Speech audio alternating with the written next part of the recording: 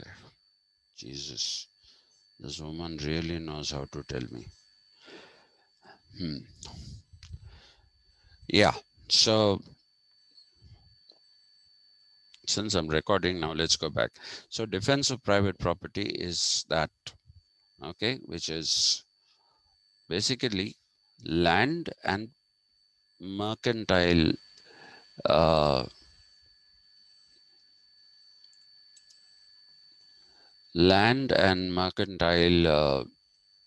capitalism is what the defense of private property is. And uh, the early classical liberals are mainly economists, okay, and John Locke is the exception. Now, the social contract, like I was saying, is a bit of a mystery to the early commentators, and I have mentioned Leo Strauss. I have mentioned George Sabine, uh, and you can add, people like C.L. Vapor and uh, what was that other very famous man, Maitland, and all of these people. They found this whole idea to be mysterious. What is the social contract? How does it come into being? Why do we need to talk about the social contract? That has been a mystery for the early writers. It's only in the latter parts of the 20th century that there has been a better understanding of social contract, and that is also thanks mainly to John Rawls. Okay, I'll discuss this point when I come to the demystification of social contract in Rawls, because many people don't realize it, but there is a social contract even in Rawls. And classical liberalism of, actually, I didn't put them in a good order. I'm not proud of the way I have put them there. It is also in when it came to uh, government and state, you will see that it is Locke who's the single most person. Uh, he was a political economist, while the others were all just economists. The reason why we say he is a political economist is because he realized that the economy of the liberal variety and the four freedoms that I talk about, the freedom of speech, the freedom of, not freedom of speech, we start with free thinking, freedom of speech, free will, and free market. These reads need some minimal regulation. Otherwise, because Locke had seen the ranters, the levelers, and the diggers protesting against private property. And please also remember that preceding John Locke, you have works like Utopia by Sir Thomas More, which talks about a society in which everybody is living in complete harmony, sharing everything that is there in society and all that kind of thing. Uh, so it is in that context, that you have to understand that Locke believed that there needed to be an agency of regulation. And the agency of regulation comes into being through the social contract. Uh, I'll explain what the social contract is in each of those thinkers when I come to that rubric in the Western political thought paper.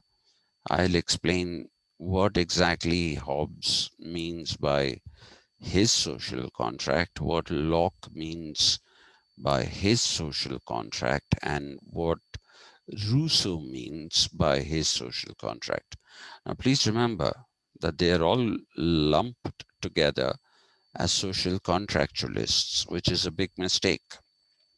Just because they have used the idea of a social contract does not mean that they are all the same or that they can all be put together as one category. They are not.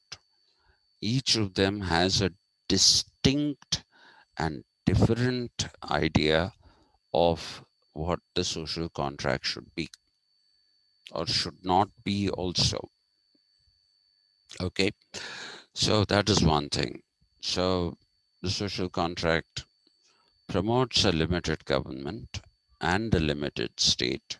So classical liberalism of the John Lockean variety uh, basically is something that wants some kind of regulation but doesn't want too much regulation. The regulation is something that is pertaining only to the maintenance of law and order and nothing more. That's all. To protect those with private property.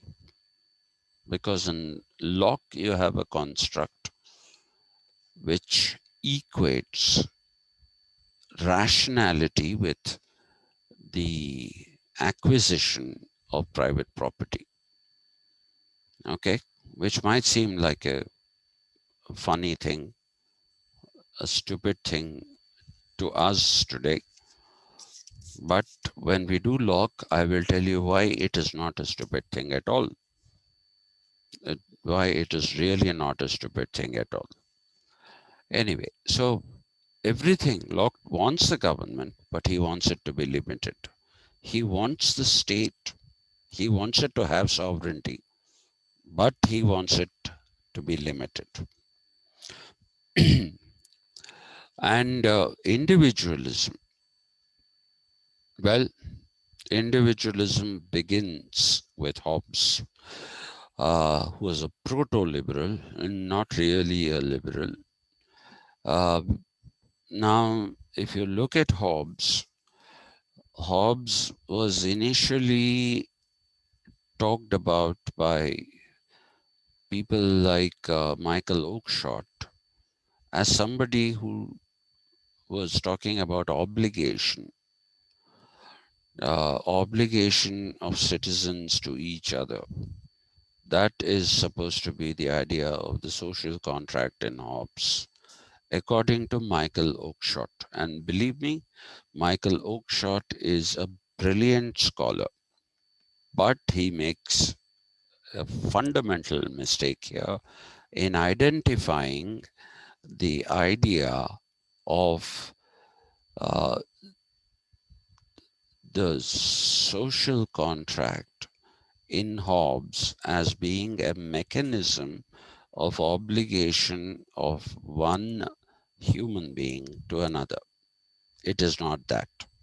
We have to go by the definitive, and I use the word uh, after careful consideration, the definitive interpretation of what Hobbes is, what the Hobbesian notion of social contract entails, comes from C.B. Macpherson. Okay, C.B. Macpherson, in his work Political, Possessive Individualism, basically says Hobbes is a possessive individualist. He's not bothered about obligations. no obligations to people. For him, the main driving force, to quote Macpherson uh, verbatim, is the rational self-preservation of the individual. So that is what he says the social contract is. And I believe that this is the definitive interpretation. When we go to Hobbes, I shall make an argument as to why people, like even Leo Strauss has commented on Hobbes, but it's not something worth talking about in great detail. Uh, Michael Oakeshott, again, people like Leo Strauss and Michael Oakeshott are philosophers in their own right also. And they make this mistake of trying to understand this as obligation. There is no obligation except to the self in Hobbes. So we'll go to that. But individualism in its truest form comes out only in classical liberalism. And when we talk about classical liberalism, we are basically talking about uh, people like uh, uh, John Locke, and uh, even the economists believed in individualism. One second, please, with your permission.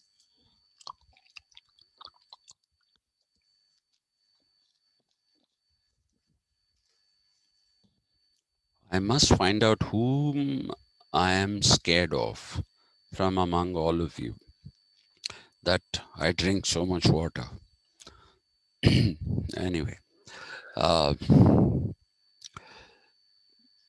so you must understand that individualism being promoted in a particular manner in society, Hobbesian individualism, though it is based in self-preservation of the rational variety, it is not seen as a plausible thing, despite the fact that there have been instances, and I think I have told you about William and Mary of Orange. When people came, they surrendered their rights to, the people of England surrendered their rights to uh, William and Mary of Orange when they ascended to the throne of England. And I also talked to you about the um fight between two otherwise very good friends, Edmund Burke and Thomas Paine, over the surrendering of rights. So it's not some kind of a chimera. There is no chimera there. It is actually something which could be translated into fact, and it was proven by translating it into reality in the case of England. But the definitive form of individualism is something that comes from classical liberalism. Okay, and it is connected with the private property thing. Okay, so there is an abandoning of the idea of common good or collective good, and the promotion of the idea of the good of the individual. And when Locke was asked, so will there be no such thing as common good? Locke basically said if everybody pursues his or her own good in society, then you have the achievement of common good, which was a rather simplistic understanding of common good. I'll get into that when we go to Locke. Now, it is also something that basically supports capitalism. Okay, individual enterprise. Uh, Individual enterprise because you have the enterprise, you have the uh, skill to sell your products in a market, which is a free market that they were trying to establish. Having said that, let me tell you that till today, nowhere in the world has the free market actually been achieved. Nowhere in the world has it been achieved. Okay. But if you look at the British Empire and its growth in the colonial period, you will see that the principles, some of them, of uh, what should I say, of individual enterprise are those which are to be found across the world. Though people have abandoned the search for a free market, but market capitalism as such remains. Not free market, but market capitalism. Uh, we try to be an insular economy, and this whole Nirbhar Bharat, I told you, it was all talked about first by Nehru, who said self-sufficient India. Nehru was more of an English speaker than he was a Hindi speaker. So he said self-sufficient India. And later on, his daughter Indira Gandhi talked about, she picked up a term from the Latin, uh, picked up a word from Latin. Uh, Maya, can you take them out? 1 second, please.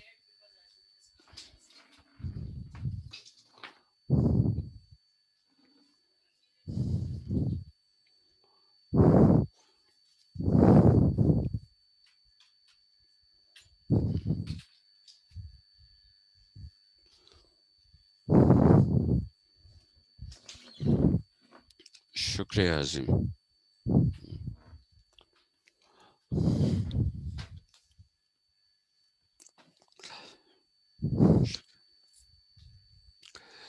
So, I'm sorry about that interruption. Uh, um, what was I talking about? Yeah, Mrs. Indira Gandhi, she borrowed an idea which was used by Latin American countries, which was import substitution. Uh, and no, she didn't borrow that idea. She talked about import substitution and the green revolution in by herself, but she also talked about uh, trading with other underdeveloped countries. And underdeveloped is a word that should be understood very, very carefully. Underdeveloped is not the equivalent of lacking in development. That is undeveloped. African countries, for example, were undeveloped. India was a very, very developed economy, but due to colonialism wrecking its economy, it lost whatever development it had. And if you put a continuum and put a zero in the middle, this side is positive and this side is negative. So the zero is here. Before colonialism, India was, say, on a scale of 1 to 100, it was somewhere around 70 or 75. With colonialism, gradually it moved back to zero and went into the negative side of the scale, the degrowth, as people call it these days. So that happened, and I'll talk about that in the context of neoliberalism, which we have to do, I think, as a part of political ideologies. We'll talk about that. And the Latin American countries decided that instead of getting uh, imports, or instead of trading with developed economies, it would be better if they traded amongst themselves. So Mrs. Gandhi also tried that particular idea, all of which came to naught. Uh, and what we find, therefore, is that we uh, we find this particular um, what should I say? We find this whole idea of self-sufficiency. Uh, it was all very wrongly managed post-Nehru. Post-Nehru, it became populist. Nehru was not a populist. Indira Gandhi, for all her other positive traits, she was a populist. And so we went into a situation by 1985 when it became very clear that we needed to open up the market globally. So some sectors were opened up by Rajiv Gandhi when he was the prime minister.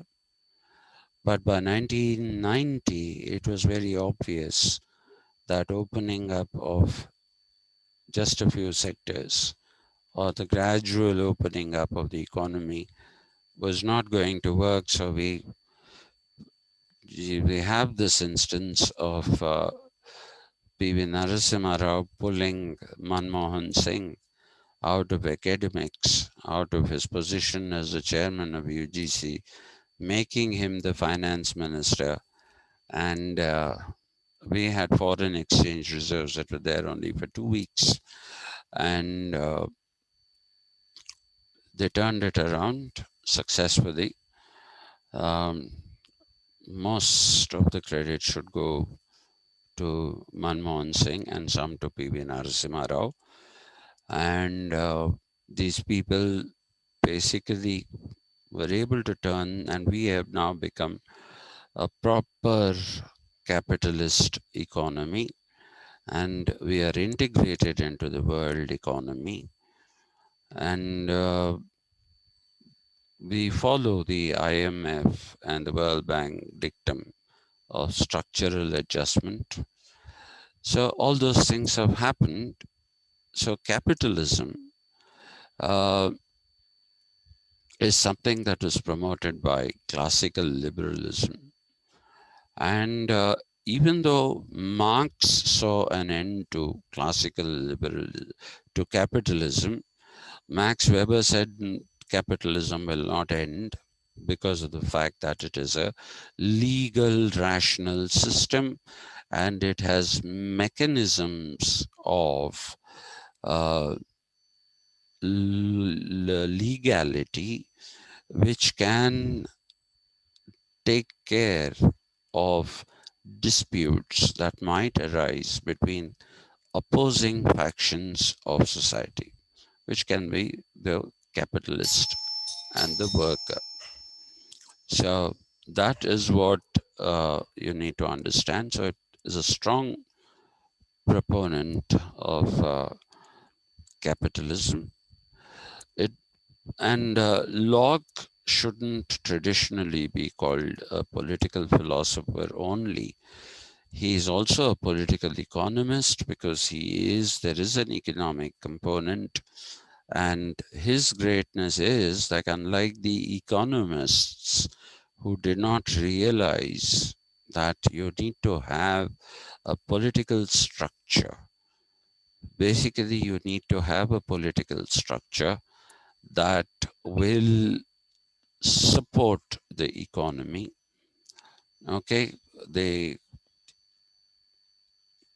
Jesus Christ. So they didn't realize this. Locke, being the shrewd man that he is, realized this, and his political economy is, like I told you yesterday, based in some kind of a meritocracy, because he equates property acquisition and accumulation with rationality. So he basically, classical liberalism of the Lockean variety and the political economy that it generates is based in exclusion rather than inclusion. Today, everybody talks about inclusive theories of growth. Okay, that everybody should be included in the theories of growth. World over, this is not just in India. Okay, and please don't be under the impression that the idea of social justice, that phrase, originated in India. No, it didn't.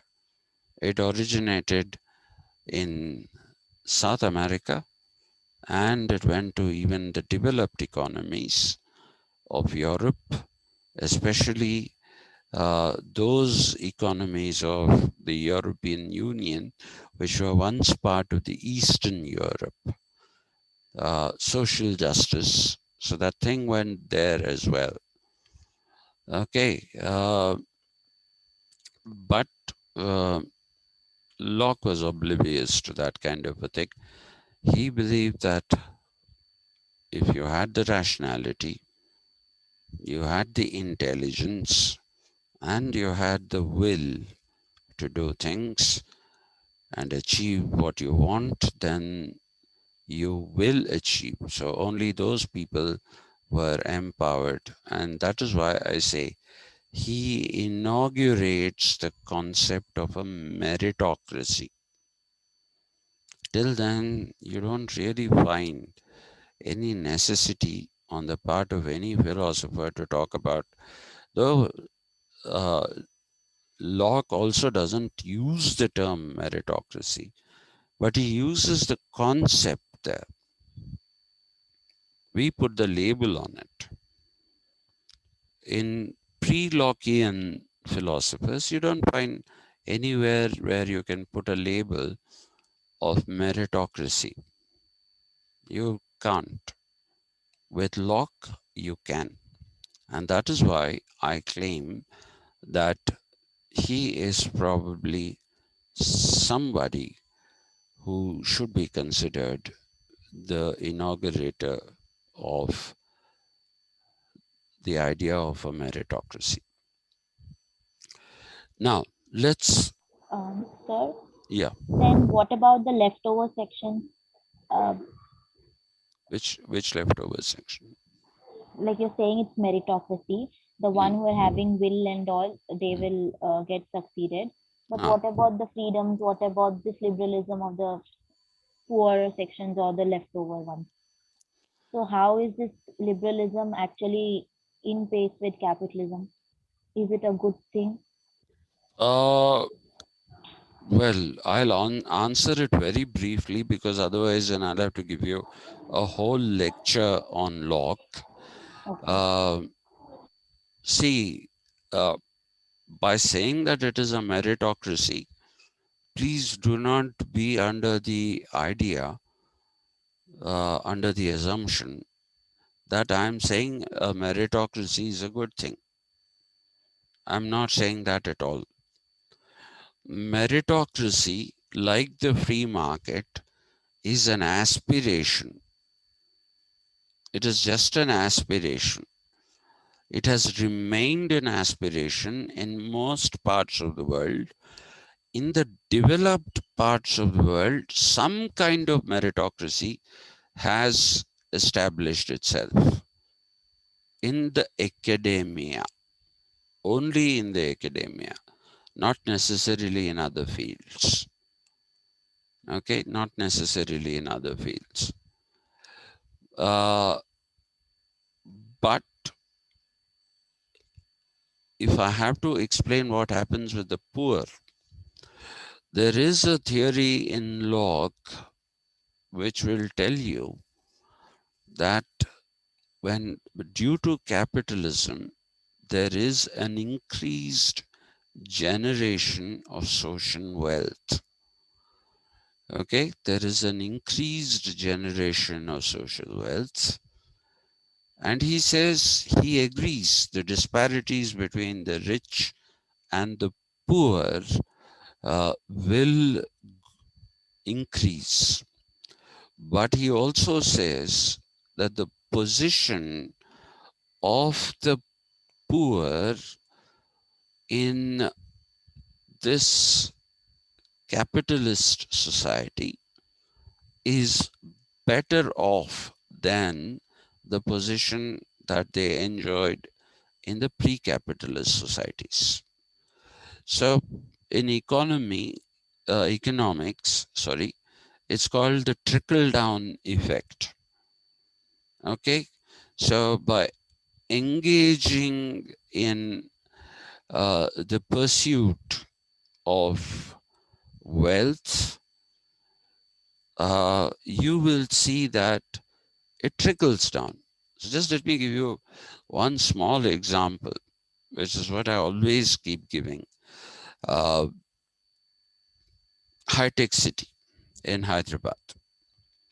What was Hyderabad like before the high-tech city? Okay, it was cosmopolitan, absolutely no doubt. But these were people who came to Hyderabad during the rule of the Nizam. Most of them who came here, be it uh, the Kayast community or the Khatris as they call themselves. Some of them, not all Kayasts are Khatris. Some of them are. They call themselves Brahma Kshatriyas. They came uh, along with Raja Kishan Parshad, who was the prime minister. And then you had an influx during it started during the rule of Mir Mahbub Ali Khan Pasha, the sixth Nizam, I think. Uh, he built the Nizam Sagar and all. He was instrumental in conceptualizing those things. He started inviting people to develop the state, the composite Hyderabad state, which had areas of Karnataka and areas of present day Maharashtra in it, and also of Andhra. Okay, they are called the Sarkars. Areas like Guntur, Vijayawada. Okay, they are called the Sarkar districts because they were technically a part of the Hyderabad state, and this is due to an agreement that the Nizam reached with the British asking for a port. Hyderabad is a landlocked, Hyderabad state was a landlocked state. And today Telangana is again a landlocked state. But the Nizam had more brains than these people. So he wanted a port. So he was given that port, which came to be called Machli Patnam or Bandar. People think Bandar is Telugu. It's not. Bandar is actually an Urdu word. Bandar is not the monkey Bandar. Bandar is a port. So, the place of birth of Mahatma Gandhi, Porbandar. Okay, so it had a name. So, Machilipatnam was referred to by the Nizam and his court as Bandar, a port. Machli, again, is not a Telugu word. There was no development of any kind of this thing there, any kind of population there. There was no population there. Okay, so he developed that into a port for the sake of trading by sea. So that's why those districts are called Sarkar districts. And I don't know, I think it is still there. There is a train called the Sarkar Express. The British wrote the spelling as Circar, Sarkar. Okay, but it should be Sarkar, Sarkar. Sarkar was the Nizam Sarkar. So, what I'm trying to tell you is that the Nizam initiated developments. Mir Usman Ali Khan Pasha did even more. He established universities. Uh, Mir Mehboob Ali Khan Pasha was the one who established Nizam College in 1887 and affiliated it to the Madras University, and it was an English medium. Today, they have destroyed the institution. That's what Telangana did. It destroyed a great institution. I have been there, I studied there. I have seen the last part of the greatness of the Nizam. Within 5 years of my completing my graduation, I went back there as assistant professor, and I found that it was a completely different thing. But that's a different idea. Let's not go into that. So, what I'm trying to tell you is that there is this whole idea that you can initiate a trickle down effect. If you do that, when social wealth is generated, and when you call people from different parts of the country to come and contribute to development. That's how Hyderabad became cosmopolitan, right? So you had Maharashtrians, you had Kannadigas, you had Tamilians coming from Madras presidency and making Hyderabad their home, making Hyderabad their home. There are Tamilians, Maharashtrians, Kannadigas, uh, people who came from the coastal Andhra region, who were born here, lived here all their lives. So that's why I think that this whole Telangana, sons of soil, it's all rubbish. It's all rubbish. The Velamas came from the Vijayanagaram, not the Vijayanagar Empire, but the Vijayanagaram side. Okay? They are not local. Nobody here is a son of the soil. Everybody has come from somewhere. Okay, but that apart, I give the example of the high-tech city. The high-tech city made it a different kind of cosmopolitanism without denying the fact that the Nizam did some wonderful things.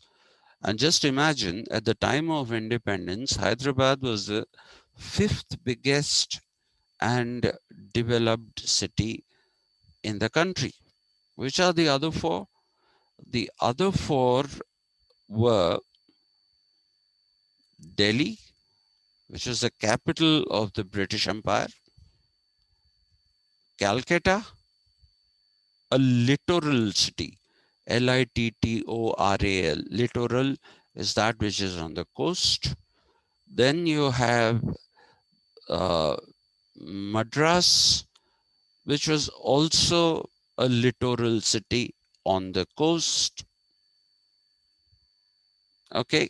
And you have Bombay, a littoral city. You had Calicut and Surat. Surat used to trade through Porbandar. Okay. So you see that these places developed under the British colonialism. They developed under British colonialism. But Hyderabad, at the time of independence, had been developed by the Nizam. Give him his due. Please, that's what I always tell people. Please give him his due. He established this Usmania University, which was once home to some of the most brilliant academicians. A number of people were sucked out of here and taken when JNU was established in Delhi. You'll be surprised to know 50% of the people who were founding chairmen of different chairmen rather, uh, of, uh, of different centers of study in Jawaharlal Nehru came from Usmania University. So that was one drain. The second drain happened when the University of Hyderabad came. In order to establish a good department, they took out all the good people from here. Now, Usmania is, you know what it is. I won't talk about that. Let us get back to this whole thing of the high-tech city. When the high-tech city came, people said, what is Chandrababu Naidu doing? He's building one cylinder, which was that main building. But once the high-tech city took off, see what kind of development, early capitalism. That's early because this is a digital economy, and companies with digital economies were setting shop here. So you have IBM, which reinvented itself from being a hardware manufacturer to the provider of software solutions. Then you have, apart from that, you have, what do you say? Uh, you have Oracle. People don't know that Oracle's biggest office is here. Biggest office in the country is in Hyderabad. One of their biggest office anywhere in the world is in Hyderabad because it's not something that is present on social media. Oracle is here. Sierra Atlantic was here. Okay. And then you had uh, Deloitte. All the different divisions of Deloitte were here, are here. Why am I saying were? Google, late entrant, but its biggest office out of America, Palo Alto, is where their main office is. The next biggest office is in Hyderabad. Okay. Then you had Facebook. These everybody identifies. These everybody identifies. But what you don't identify is a company called Vibrant. Vibrant. These people grew so much that they bought out Lycos.com. I don't know if you know, have you heard of Lycos? Anyone? No, sir. No? Okay, type Lycos.com when in the browser and see. Lycos was the first ever search engine. Okay, and I think it was the invention of, I am unable to remember the name of the university. Either it was a Minnesota University or it was the University of Wisconsin. One of these two uh, universities, or it could be another, I don't know. Uh, they developed this search engine. Once Tim Berners-Lee's uh, protocol of the World Wide Web was sold to the Americans. The Europeans were idiots. If they had taken Tim Berners-Lee, he was a European working in CERN, that's where he developed that protocol. They didn't buy it from him. So what did the Americans do? They bought it and they developed an entirely digital economy, which was called the New World Economy. Okay, that is what it was called, the New World Economy. Carnegie Mellon University, sir. Carnegie Mellon, thank you. Yeah, it was developed there. It was actually called, uh, it was named after a spider because they called this the World Wide Web. Web is the spider's web, right? Uh, Other spiders just weave a web and wait for the prey to come. Whereas there is this one species of spider which is called Lycosidae. Uh, Lycosidae is a spider that crawls the web and captures prey. It just doesn't sit passively. It actually crawls to capture the prey. So they named it Lycos after Lycosidae spider because it crawls to find out. Okay, and then this was sold off because the university, what will it do with this? They made some money by selling it off. Then it went to Korea and finally it's now in Hyderabad. It's a Hyderabad based company. So there are all these companies here. So who has benefited? That's the question. People coming from several places have benefited. There is this whole thing of not just the IT industry growing, but also an IT enabled services industry growing. So HSBC has such a huge presence in Hyderabad. Their entire back-end banking for most of the countries in the world is done from Hyderabad. Okay, so that generates employment. That generates employment. Then, apart from the IT enabled services, Deloitte also is a part of the IT enabled services uh, and the IT services, which are obviously there.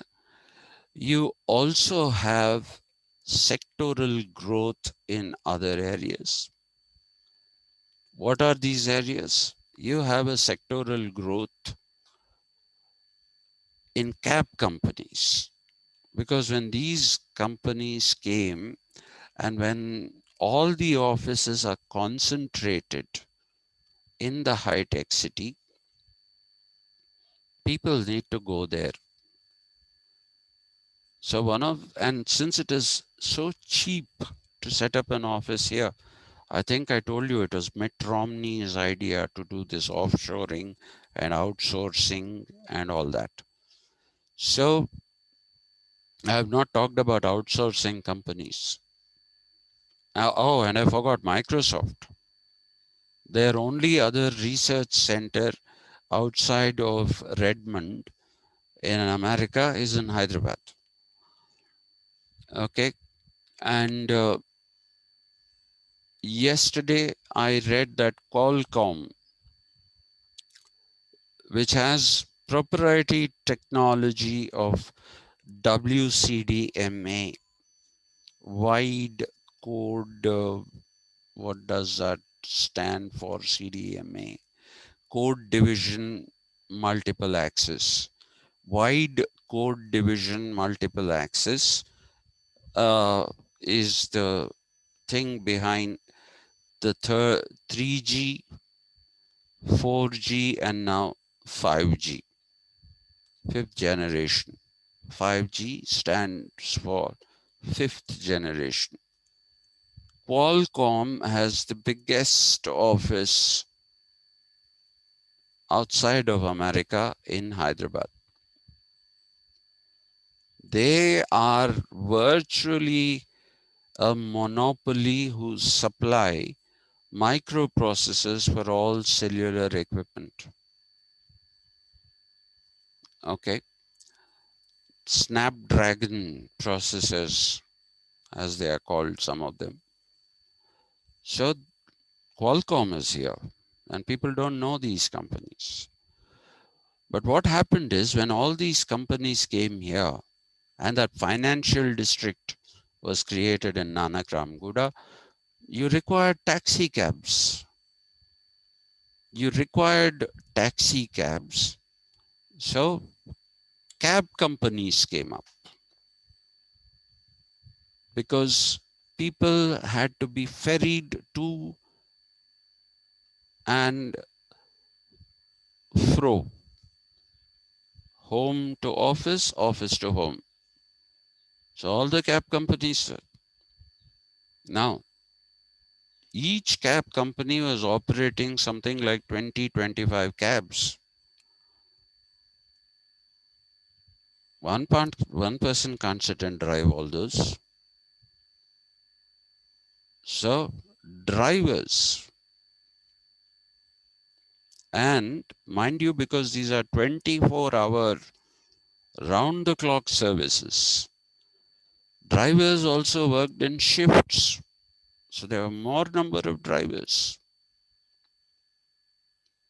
More number of drivers. And you needed security. Security guards. They got employed. And because they're employed by multinational companies through agencies, they don't directly take these. Then HR companies have come. So many HR companies. All of them have provided employment at different levels. Till that 2008 subprime loan housing crisis happened in America. Till then, if you wanted to hire a driver, you couldn't find one as a private individual. Because these people in those days, they were getting salaries of 12,000, 14,000. So there's no question of people, private people being able to pay for a driver so much. They would probably pay 4,000, 5,000. So you see, that is called the trickle down effect. The IT industry came, ITES came. Along with the ITES, then you have the ancillary industries, as these are called. You need to keep those buildings clean. So you need sanitation workers. So sanitation workers' jobs were available in plenty. Sanitation workers' jobs were available in plenty. And when the city is prosperous, with all these expats coming into the city, you needed places for weekend, because the Americans and the Europeans have this whole concept of thank God it's Friday. I don't know. There used to be one song which I heard in my childhood and didn't really understand what it meant. Thank God it's Friday. Thank God it's Friday is the end of the week. We don't have to get up and go to work tomorrow. So what do? They go to pubs. They go to bars. They go to lounges. Nowadays, they go to microbreweries. So all this explosion.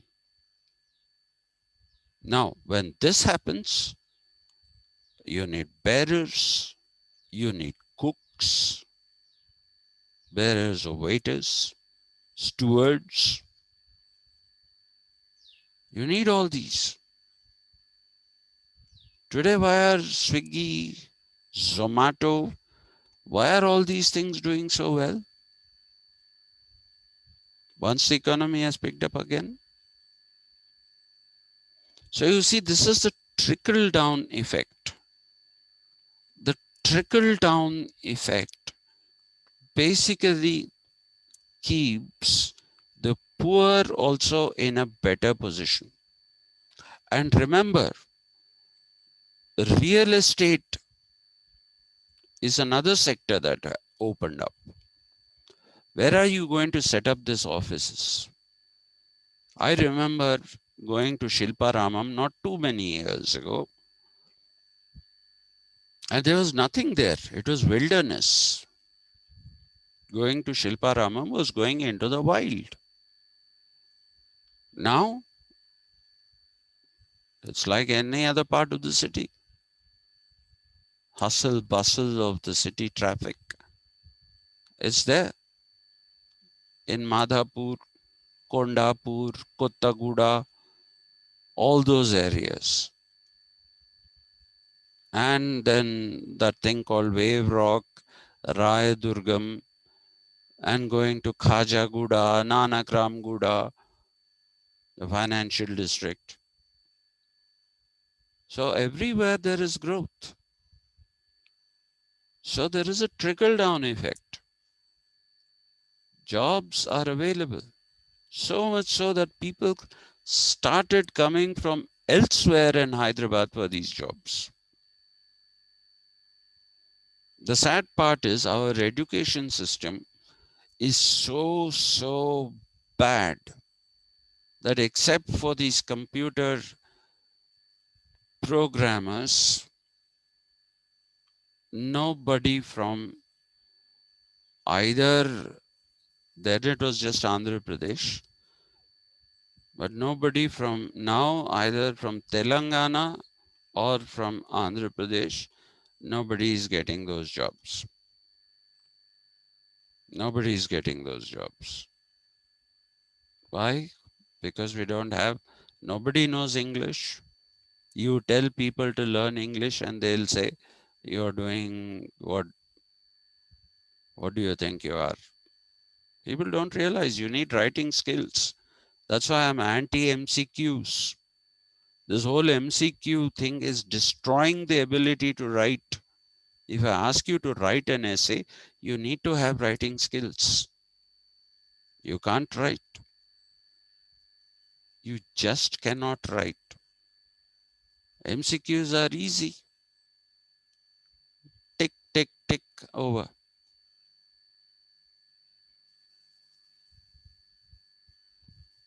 In fact, I tell people, why even 4 options? Just say yes, no. It'll be easier to correct. Hmm? It'll be much more easier to correct. So, with the education system having collapsed in Telangana and in Andhra Pradesh, where are the people coming from? Especially where you require writing skills? Bengalis. People go to Calcutta to recruit. People go to Madras to recruit. So there are a lot of Tamilians who are coming, a lot of Bengalis who are coming. And in the service sector, waiters, stewards, cooks, it's the Odias. The Odia people dominate. Go to a restaurant and see. Most of the waiters will be an upper class restaurant. If you go, you will see that they are all Odias because they have learned how to speak English. And that's a backward state. So that is a trickle down effect. That's how benefits can happen. I said I'll keep the answer short, but I gave you a very, very long answer. Sorry about that. But did I answer your question? Yes, sir. Yes, I got it. Yeah. So for the construction, labor comes from Bihar because we don't have enough labor here. So they're all getting a lot of work. And with work comes money. Anyway, so now let's come to Rawlsian liberalism. We are saying that he modified individualism. Rawls is an individualist, no doubt about that. But he has modified the contours of individualism as it existed in classical liberalism. What he has done is that he has taken a principle of John Locke's. John Locke had said, inequalities are not socially created, they are naturally created or created by nature. Society only reflects those inequalities that have been created by nature, is the Lockean construct. And Locke believed that in capitalism and in individualism, he believed that you have to ensure equality of beginning. And in his time, that was an easy thing. I will go to that later. So he talks of the equality of beginning and the inequality of consequence. So let's use the metaphor of a race. The metaphor of a race is, take 100 meters dash. Everybody is on the starting blocks. The gun goes off and everybody starts running. If you're Usain Bolt, you will run faster than anyone else and you will finish before anyone else by a big margin. Both for 100 meters and for 200 meters, right? You'll run better, you run faster. So that is the inequality of consequence. You can't hold it against Usain Bolt for running better, running faster, and winning more medals, because he's actually doing it in a fair and square manner.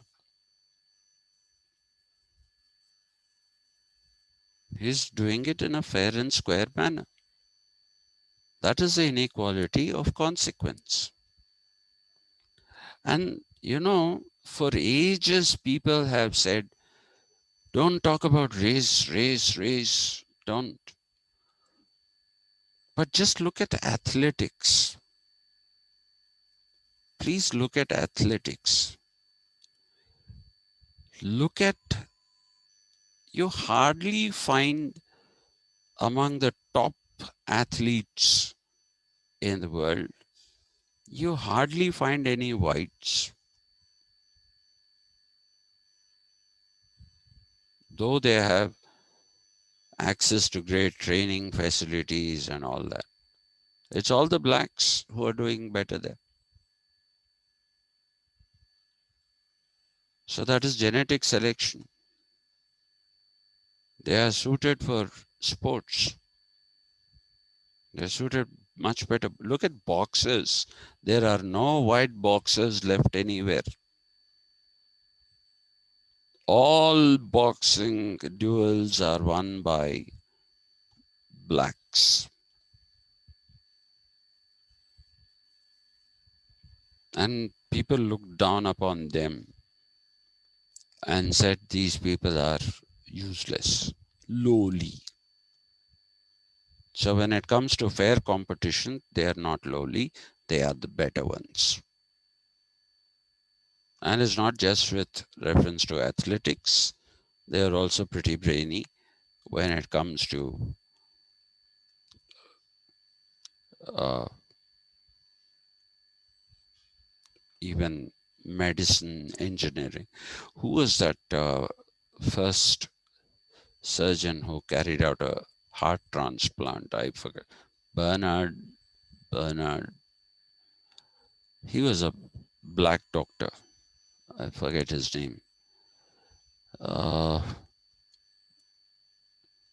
Old age and disuse of knowledge once held has rendered me into a useless fellow now.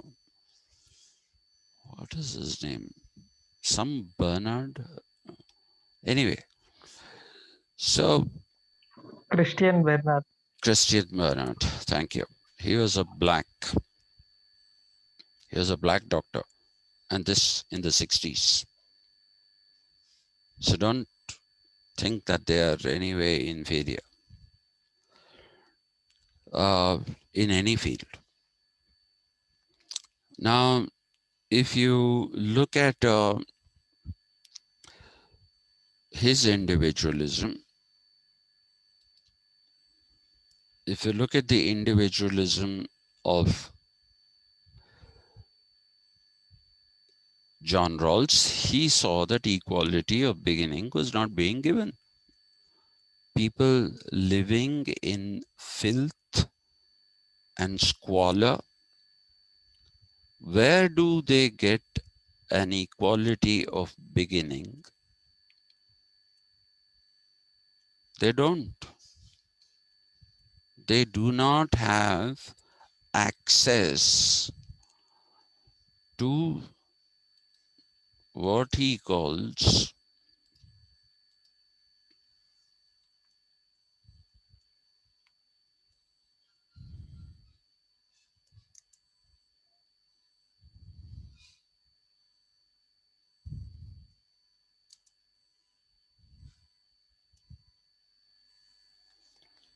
primary social goods. When he initially talked about primary social goods. He talked about political rights. Okay.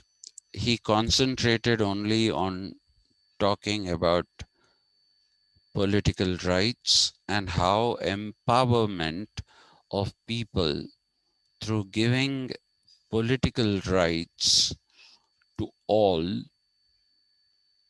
could ensure an equality of beginning, because he takes into consideration the accident of birth, and he is able to see capitalism 300 years after Locke, and he's able to see the problems with it, so he modifies it.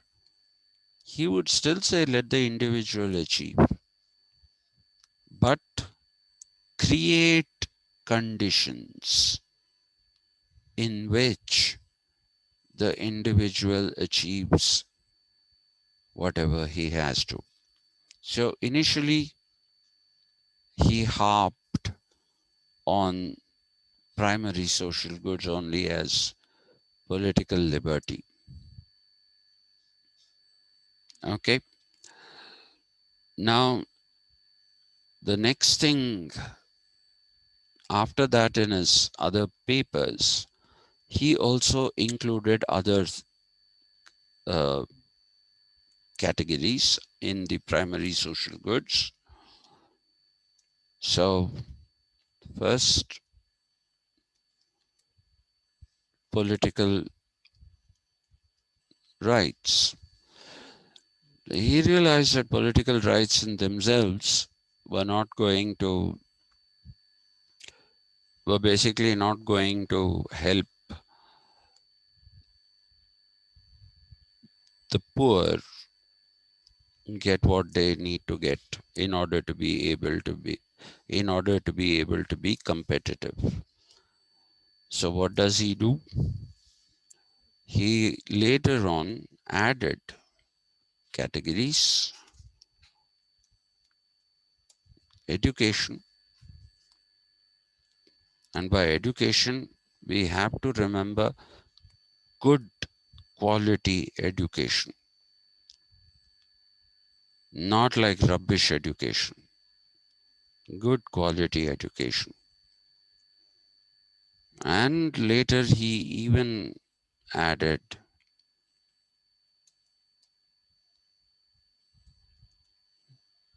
nutrition and nutritious food.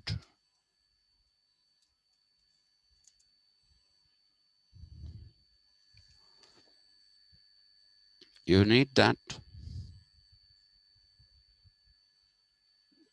You basically need that. So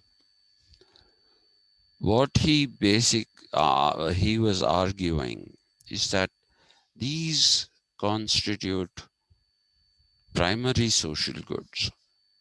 Why are we calling these primary social goods? I have given my um, maidservant a color TV. I have given my maidservant a refrigerator. I have given my maidservant an air cooler. But what good is it doing to her? Is it going to change her status? It's not. She's going to sit and watch programs. She's going to have cold water and probably preserved food. In the summer, when it is hot, she can run the cooler, but they're probably pushing up her electricity bills. So I'm not really doing her any big favor. Okay. Primary social goods are those which will enable you to compete with the best.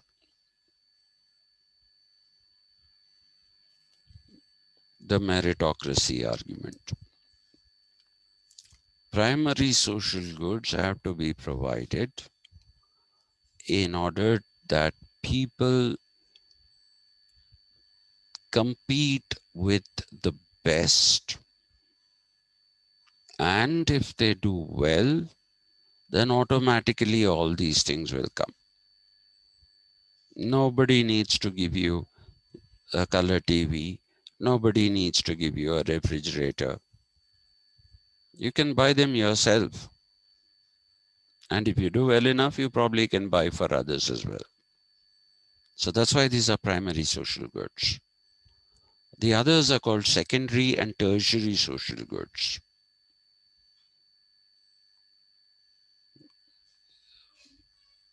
You know, a good house, air conditioners,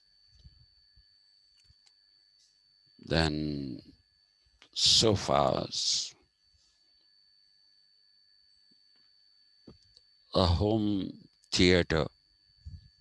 I was stunned when I visited people and they said, come and see my home theater. And I thought, what is there to see in a home theater? You're just going to put some thing that you buy either from Philips or from Sony or any of these companies, connect it up to your TV. But when I went to a couple of people's house, I was shocked. They actually have a theater at home with a wall painted with a certain kind of color to give you great resolution.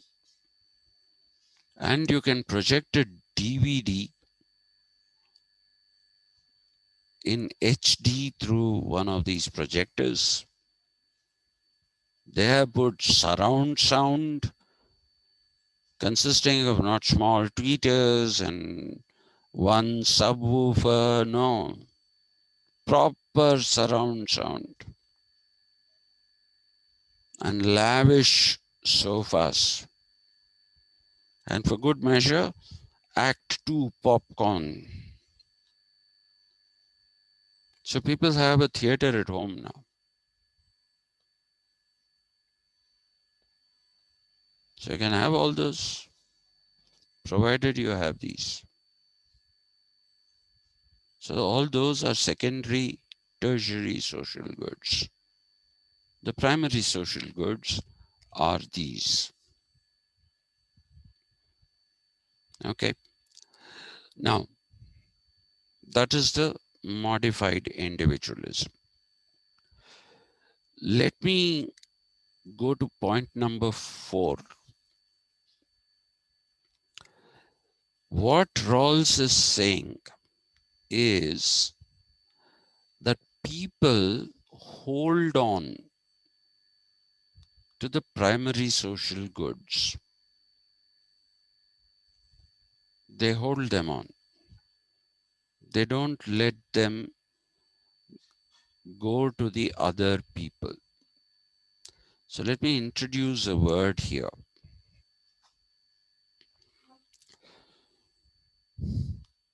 This thing of appeal to the holders of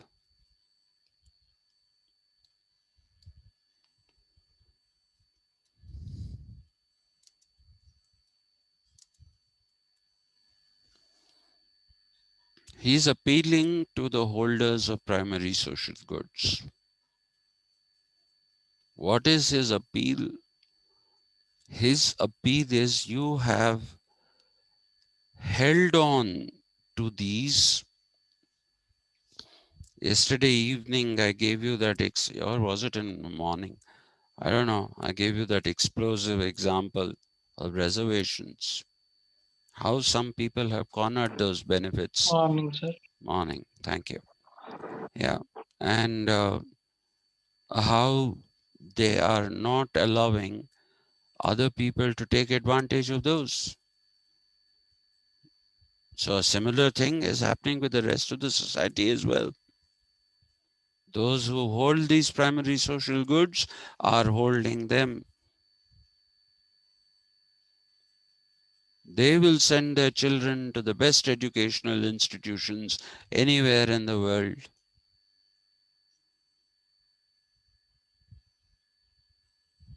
Even schools, they'll send them to the best. I was shocked when I read some months ago that Chirek school was sold for $700 million to an international educational group. A school which started as a children's recreation center. That is what Chirek stood for. It started as that. And it went for $700 million. So just imagine what kind of fees they are collecting.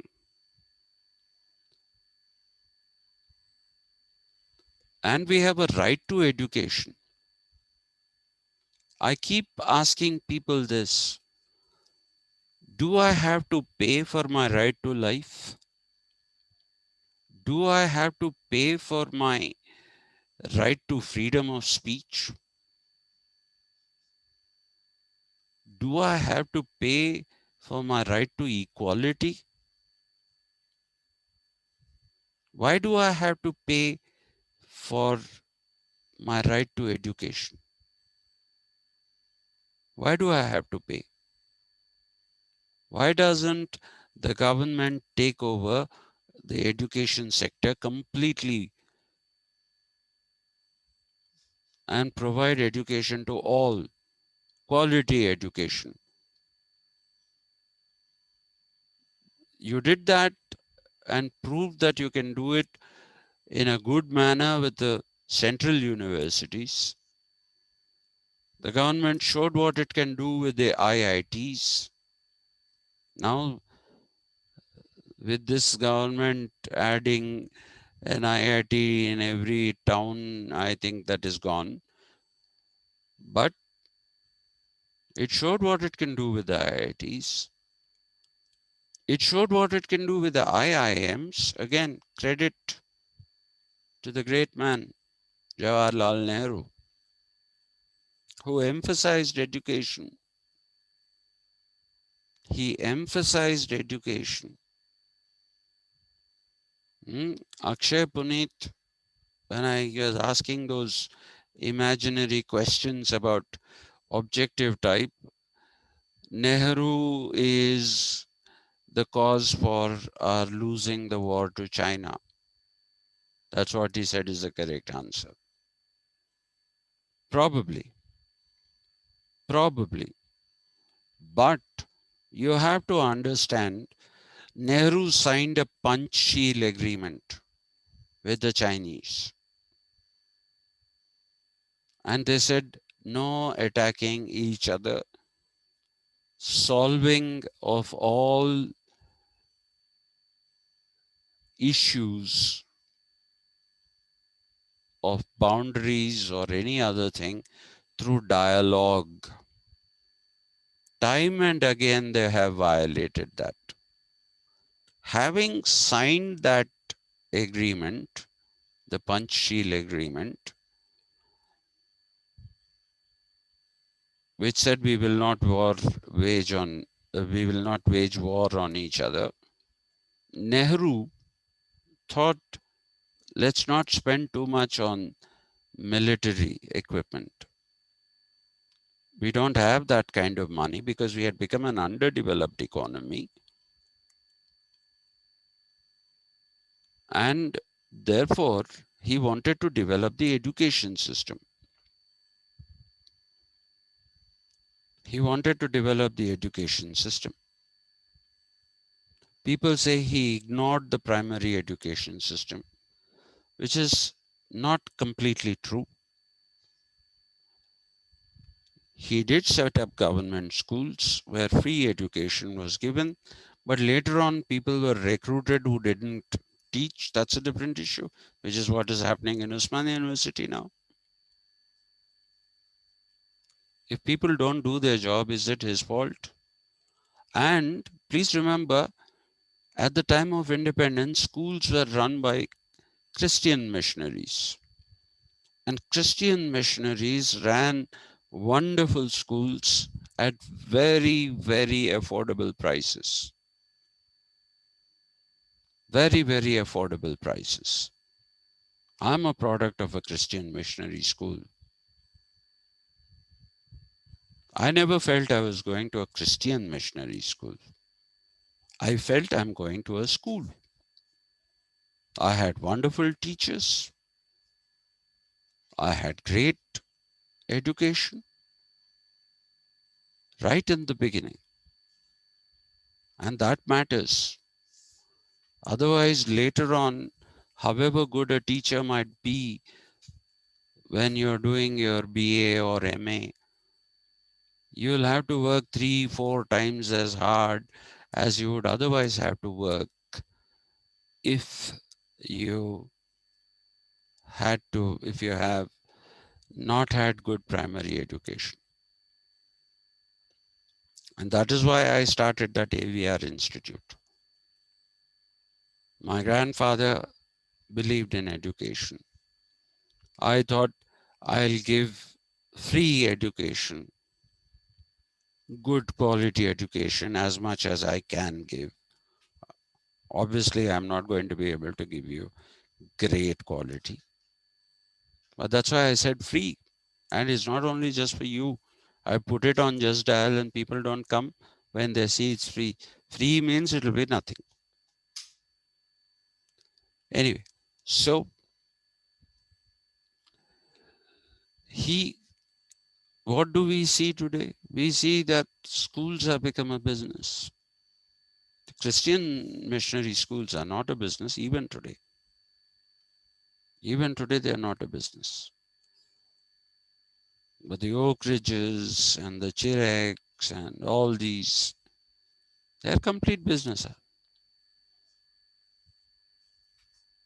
The very idea of a corporate school, corporate college, corporate business.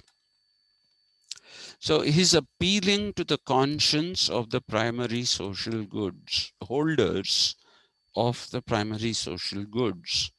And he's saying, part with them, part with them, some of them, share it with people.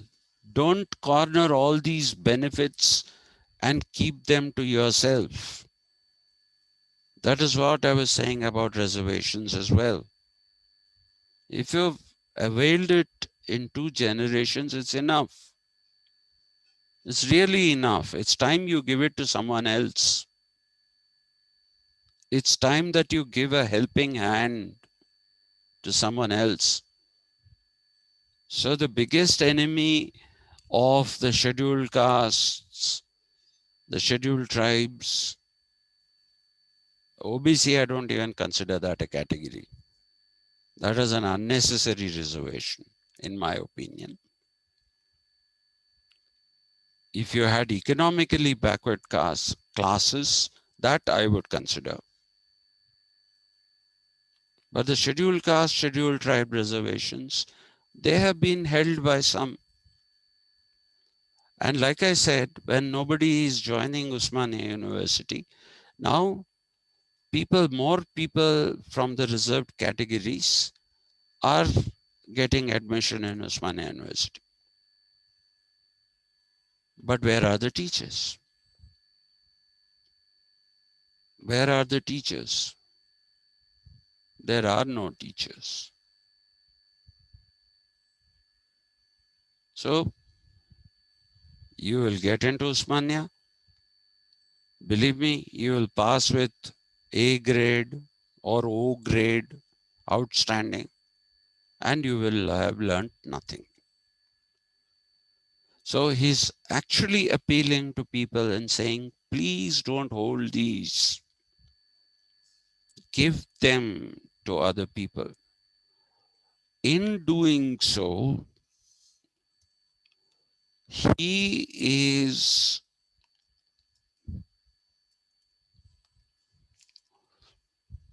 trying to build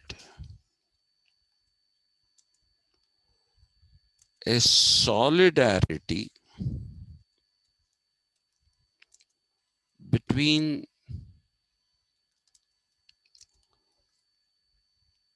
the haves and the have nots. He's trying to build a solidarity. He's asking people, he's not appealing to the state. He's not saying the state should do it. Because we know how the state, we in India should know better than anyone else. You give a scheme. My father, who was a bureaucrat, he told me once that there was a welfare scheme for groundnut farmers. Welfare scheme for groundnut farmers. So according to this welfare scheme, the groundnut farmers had to be given mini kits of groundnuts. Mini kits of groundnuts. You had to give them. He was at that time in the Department of Agriculture. So you know what was the size of the mini kit? 90 kilos. So that it doesn't get counted as a quintal, which is 100 kilos, they made it a 90 kilo thing. And who took these? The politicians, who are the middlemen. They took them and sold them. They got them free because these are mini kits supposed to be given to the farmers. The farmers didn't get them. The farmers didn't get them. This mini kit of 90 kilos. And these politicians took them and sold them at market rates to wholesalers. That's what they did. So what kind of reform, what kind of help are you going to do through the medium of the state? So Rawls is extremely mistrustful of the state. He is very, very aware of the fact that America is an oligarchy and not a democracy. And he says it in as many words. He says it in as many words. And that's why he has been disowned. So by asking holders of primary or hoarders, let's call them that, those who have hoarded the primary social goods, he is asking, by asking them to let go of them and share with those who have been deprived of it for generations, he is trying to build a solidarity between the haves and the have-nots. And that is why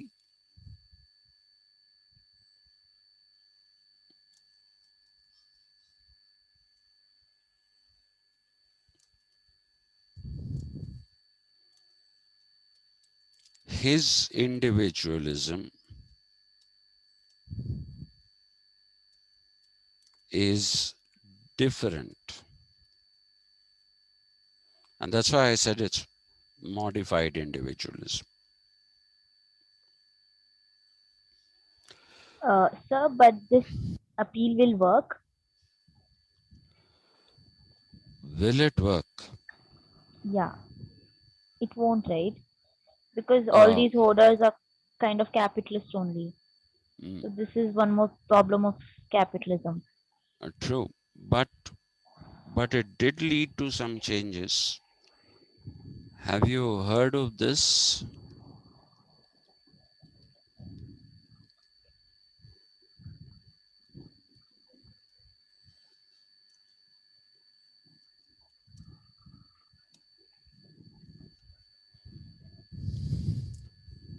Affirmative action. Mm, Yes, sir. what does it mean? Reservation. Hmm? Reservation. No. Reservation is constitutional. Reservations are constitutionally mandated. Affirmative action is different. Affirmative action is giving represented, giving representation to the underrepresented people of society in employment and in providing education. Okay, so affirmative action has been used with the blacks, to a certain extent with Hispanics, and in a big way, and in a very big way with women in America. In America. And when the American companies have come here, I was shocked. My wife worked in Google. So, and I think I told you, the initial landing party didn't know what to do, where to go. So Friday evening, Saturday evening, they were all here. Google had 70% women as its employees. It's like that with Facebook.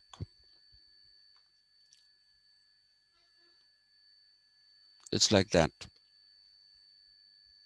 And affirmative action, though while it did not work in the case of blacks and black women like it did with white women, it did work. For example, if you go to ticketing counters anywhere in America, whether it is in a subway is what we call underground metro. We have it only in Calcutta. And what the Brits call the tube trains, which are underground. In America, they are underground, and for some reason, they are called subways. The British understanding of subway is that at a busy road crossing, you build, uh, you basically build an underground passage so that people can get from one side of the road to the other. I don't know if you know this. There are two subways like that in Hyderabad. One is at the RTC crossroads. The other is at the Koti crossroads. And both have been shut.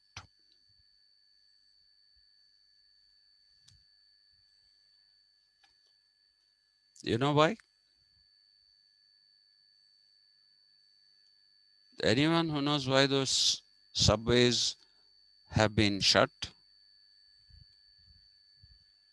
Don't know, sir. Well,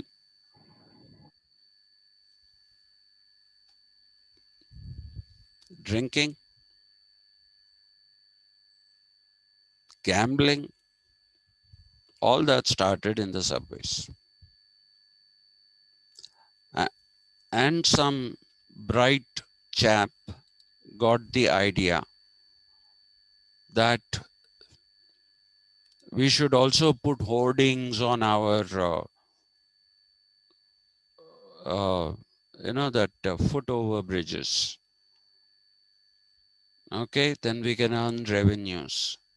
So what was happening? People were sitting behind those hoardings in the comfort of this thing and sitting and drinking there. So women were afraid to use. So that is how it is. But you'll find affirmative action in the subway ticketing stations, in the Greyhound bus stations, Peter Pan bus stations. You'll find it's all black women, mainly Hispanics. They're not being given the best jobs, but they're being given some jobs through that affirmative action. And they have modified it slightly when it comes to high profile jobs. They have modified the affirmative action when it comes to only to high profile jobs. They have tweaked it a little. They say if all other things are near equal, then give the job to the underrepresented sections of society. But they don't want to compromise on merit, they say. So they have to have some kind of competence. That's why they said near equal. If they're just a little bit low, it's okay. But otherwise, no. If you're way down below, no way. If you look like you're competitive and that you can and will improve yourself, they give you jobs as assistant professors, and they don't give you full-time jobs, not even to the whites. You have to publish 2 books in order to be able to get what is called a tenure. Okay, so affirmative action has worked, and that's a lot of the credit should go to people like Rawls for that. While they haven't let go, but the idea of community schools and community colleges is definitely a Rawlsian this thing.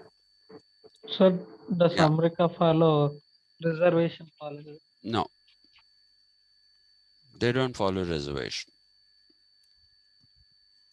Only affirmative action. Yeah, only affirmative action, which they didn't till people like Rawls and others intervened. Mm. Yeah. Okay, so that is why his individualism is different. It is not each man for himself, which is the kind of individualism you see in classical liberalism, utilitarian liberalism. It's all each man for himself. In Rawls, it isn't that. It really isn't that. He is trying to build a certain kind of solidarity, a social responsibility. He's asking you to inculcate it in yourself. He's asking you to do that. Okay, I have another session now with my PhD student. I have to sit and work on a book at 11 o'clock. It's 10:59, so I'll stop here. I wanted to finish this today, but we'll finish Rawls tomorrow and start with liberalism, libertarianism also in it. Okay, Yes, sir. so thank you So very don't we much. have class in the evening session. Yeah, I put, no? You did, sir. I didn't put, huh? Yes, sir. Oh, I'll put. Sorry. Thanks for reminding me. I'll put it. Okay then. Bye, sir. Okay, sir. Thank you. Righto. Thank you. Thank you, sir. Right. Thanks.